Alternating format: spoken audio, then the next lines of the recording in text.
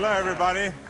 For the last 2 years I've been doing exhibitions like this all over California in various institutions, in prisons, in hospitals and so on. And I've been having a great time, and it's a very satisfying thing for me to do, to spend one day every month to come to one of those places and to help the guys with their training and so on. When I used to do seminars on how to become a champion, I would always ask people, why do you want to be a champion? Or what do you want to accomplish? Why are you training? And they will, if a guy will get up and he will say, well, I want to train because I think that if I get muscular and I feel like I'm getting the kind of definition, then I maybe can enter a bodybuilding competition. I said, sit down. I said, if you think this way, you're going to be a loser. You're never going to make it because there's no maybe. You got to get up and say, I want to be a champion.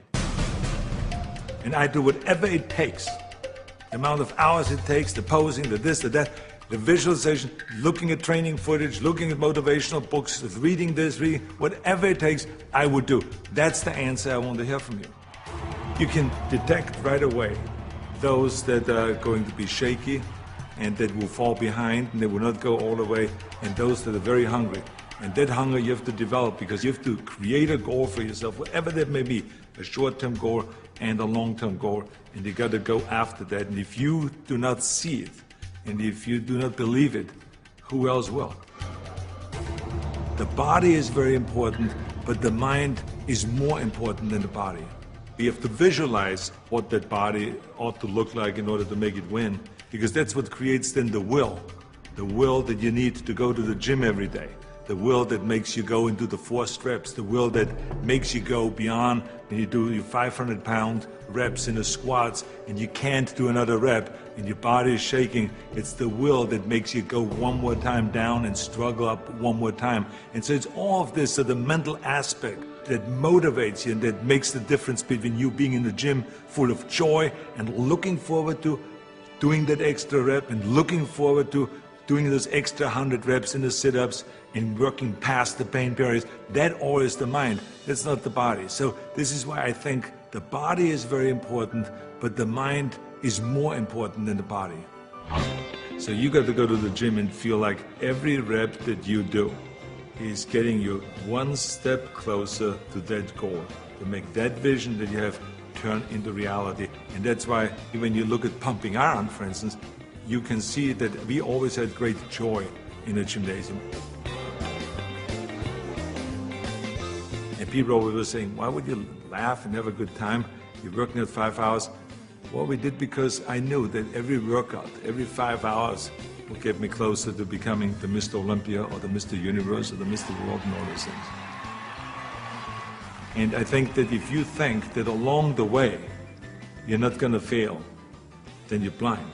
Because there's no one that I've ever met, no matter how successful they are, that haven't said that they had their failures along the way. You have to. I mean, the only way that you really know that you can lift 500 pounds is if you're willing to fail. So if you're afraid of failure, then you will never grow. The people that grow the furthest are the people that really don't care. They fail or they make it, they're going to take that risk because that's what you have to do. I think what we learn in sports is very helpful to anything and everything else that you do in life. So now you apply that principle to acting.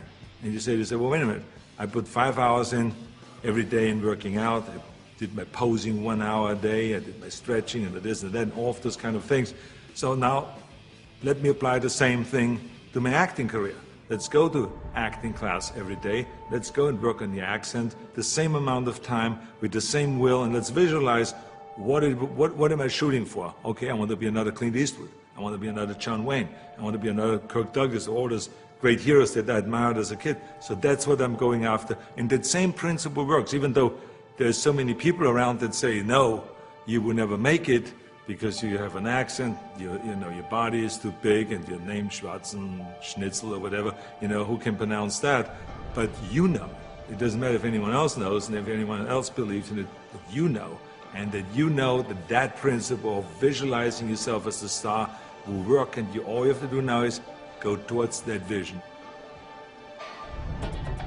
I've retired from bodybuilding in 1975, and I signed a series of Conan movies. Here I was, big studio behind you, budget $20 million, of course, which was in those days is an equivalent of today, $150 million. I was going to Australia to be a judge at the Mr. Olympia competition. But then all of a sudden, I thought, you know, I should compete.